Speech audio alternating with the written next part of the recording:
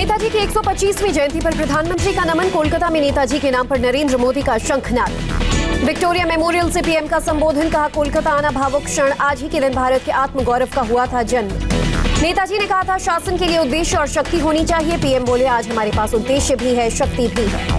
आत्मनिर्भर भारत के साथ सोनार बांग्ला के लिए भी नेताजी प्रेरणा है। पीएम ने कहा, आज राफेल और तेजस जैसे विमान भारत के पास। पीएम बोले, नेताजी ने जिस भारत की कल्पना की थी, एलएसी से लेकर एलओसी तक यही अवतार देख रही है दुनिया।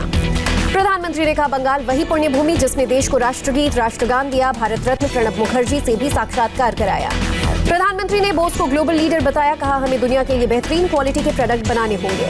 पीएम ने हर साल 23 जनवरी को पराक्रम दिवस मनाने का ऐलान किया। हावड़ा कालका मेल का नाम भी नेताजी एक्सप्रेस किया गया। विक्टोरिया मेमोरियल से पीएम ने भरी हुंकार। कहा, कोई ताकत नहीं जो भारत को बांध कर रख सके। पीएम बोले, आजादी के लिए नेताजी ने आजाद हिंद फौज को मजबूत किया। नेताजी ने हर जाति पंथ के लोगों को देश का सैनिक बनाया। नेताजी के पराक्रम की कहानी पीएम ने सुनाई। बोले, अंग्रेजी हुकूमत को बाहर से चोट पहुंचाने का फायदा जानते थे सुभाष चंद्र बोस। पीएम बोले, नए भारत से नेताजी संतुष्ट होंगे। नेताजी ने आजाद भारत की आजाद सरकार का वादा पूरा कर दिखाया था। प्रधानमंत्री ने बोस की फाइलों का किया जिक्र। बोले, नेताजी से जुड़ी फाइलें हमारी सरकार ने सार्वजनिक की। पराक्रम दिवस कार्यक्रम के दौरान भड़की ममता बनर्जी। मंच पर आकर दिखाया गुस्सा। जय श्री राम के नारे से नाराज हुई ममता। विरोध के तौर पर भाषण देने से किया इनकार। मंच पर आकर ममता बोली, किसी को बुलाकर बेइज्जत करना ठीक नहीं। ममता ने कहा, सरकारी कार्यक्रम की एक मर्यादा होनी चाहिए। पीएम का आभार जो कोलकाता में किया कार्यक्रम में जय श्री राम के नारे पर बोली टीएमसी सांसद महुआ मोइत्रा। सरकारी कार्यक्रम में धार्मिक नारे नहीं लगाने चाहिए। महुआ मोइत्रा ने मोदी सरकार पर लगाया आरोप। सरकार ने सारे लोकतांत्रिक परंपराओं को बर्बाद किया। लेजर एंड लाइट शो के साक्षी बने पीएम मोदी। रोशनी से दिखाई गई नेताजी की जीवनी। पीएम मोदी ने नेताजी की 125वीं जयंती पर स्मारक स्टैंप और सिक्का जारी किया। नेताजी की चिट्ठियों पर आधारित किताब का भी विमोचन। पीएम ने अपने हाथों से किताब लॉन्च की। विक्टोरिया मेमोरियल पर सांस्कृतिक कार्यक्रम आयोजित। पापोन और उषा उत्तुप ने किया परफॉर्म। विक्टोरिया मेमोरियल से पहले पीएम पहुंचे नेशनल लाइब्रेरी। 4000 मीटर के कैनवस पर बनाई गई थी नेताजी की पेंटिंग। पीएम ने नेताजी भवन का भी किया दौरा। प्रदर्शनी देखकर निकलने के बाद मोदी के बाहर लगे नारे। नेताजी भवन में लगी प्रदर्शनी को पीएम मोदी ने देखा। साथ में मौजूद थे बंगाल के गवर्नर जगदीप धनखड़। सीएम ममता बनर्जी ने केंद्र सरकार पर आरोप लगाया। नेताजी की जयंती को पराक्रम दिवस घोषित करते समय मुझसे राय नहीं ली गई। ममता बनर्जी ने कहा, देश में रोटेशन बेसिस पर 4 राजधानियां होनी चाहिए। टीएमसी को नेताजी के परिवार का जवाब। नेताजी के पोते चंद्र कुमार बोस ने पराक्रम दिवस मनाने के लिए केंद्र सरकार का किया शुक्रिया। परिवार का अनुरोध स्वीकार करने के लिए जताया आभार। कोलकाता में ममता बनर्जी ने निकाली 9 किलोमीटर लंबी पदयात्रा। नेताजी की 125वीं जयंती को देश नायक दिवस के तौर पर मना रही टीएमसी। कोलकाता के श्याम बाजार चौक से रेड रोड तक ममता की पदयात्रा। भारी संख्या में शामिल हुए कार्यकर्ता। ममता ने नेताजी की प्रतिमा पर किया माल्यार्पण। शंखनाद कर अपनी पदयात्रा की शुरुआत की। गृह मंत्री अमित शाह ने नेताजी की 125वीं जयंती पर गुवाहाटी में दी श्रद्धांजलि। कहा, आने वाली पीढ़ी नेताजी से प्रभावित होकर देश को बनाएगी आत्मनिर्भर। हरिपुरा में आज अनूठे अंदाज में मनाई जा रही नेताजी की जयंती। 51 बैलगाड़ियों का पूरा जत्था निकाला गया। साल 1938 में हरिपुरा में ही कांग्रेस का अधिवेशन हुआ था। एमपी के सीएम शिवराज सिंह चौहान ने भी सुभाष चंद्र बोस को किया नमन। राज्य में पराक्रम अवार्ड शुरू करने का ऐलान। छत्तीसगढ़ के सीएम भूपेश बघेल का ऐलान। राज्य के पुलिस अकादमी का नाम नेताजी सुभाष चंद्र बोस पुलिस अकादमी होगा। तमिलनाडु में रोड शो कर राहुल गांधी ने चुनाव प्रचार का किया आगाज। पीएम मोदी पर साधा निशाना। राहुल गांधी ने कहा, पीएम मोदी तमिल लोगों के इतिहास और भावनाओं को नहीं जानते। कृषि कानूनों के बहाने राहुल का पीएम मोदी पर आरोप। मोदी जी खेती की व्यवस्था को भारत के 5-6 बड़े व्यवसायियों को दे रहे हैं। गुजरात में निकाय चुनाव की तारीख तय 21 फरवरी को। पहले चरण में 6 नगर पालिकाओं में होगा वोटिंग।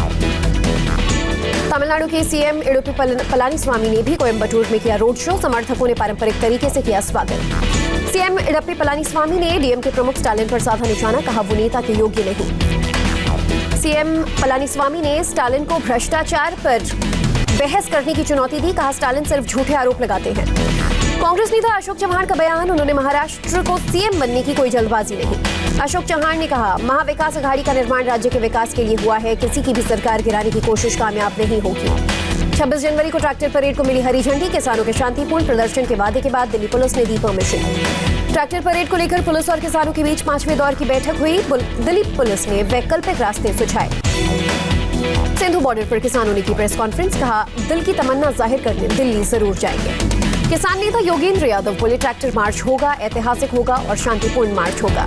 समय सीमा पर बोले योगेंद्र यादव, ट्रैक्टर आने की लिमिट नहीं, दिल्ली के अंदर कम से कम 100 किलोमीटर तक चलेंगे। योगेंद्र यादव का बयान, दिल्ली, यूपी, हरियाणा पुलिस के साथ बातचीत हो गई है, सरकार के अड़ियल रवैये से बात रुकी हुई है। चढ़ूनी के समर्थकों से भी अपील, गणतंत्र दिवस कार्यक्रम में हिस्सा लेने वाले नेताओं का विरोध न करें। गुरनाम सिंह चढ़ूनी ने कहा, गणतंत्र दिवस को छोड़कर सभी दिन हरियाणा में नेताओं के कार्यक्रम का विरोध जारी रहेगा।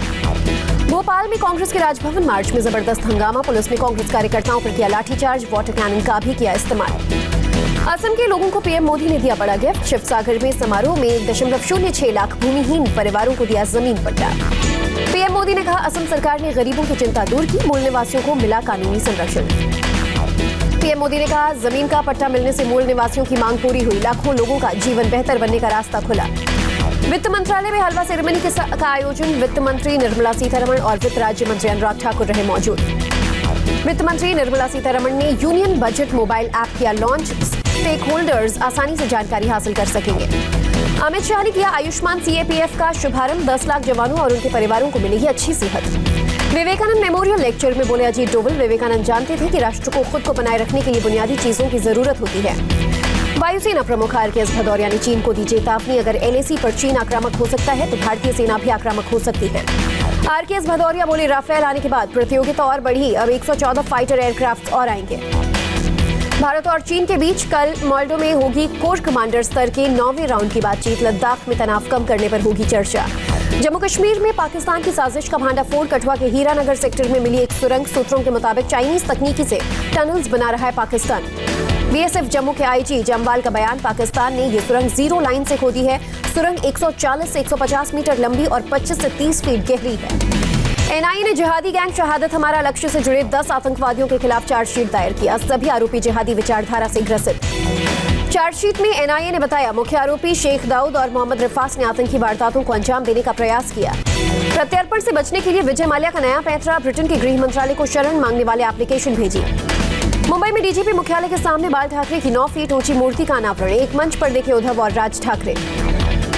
एम्स सुरक्षाकर्मी से मारपीट का मामला, दिल्ली हाईकोर्ट ने 2 साल की सजा सुनाने के बाद सोमनाथ भारती को जमानत दी। एमएलए सोमनाथ भारती ने न्यायतंत्र पर भरोसे की बात कही, बोले 4 लोग बरी किए जा चुके हैं। दिल्ली में अंतर्राज्यीय हथियार सप्लाई करने वाले गिरोह का पर्दाफाश, 2 शख्स गिरफ्तार।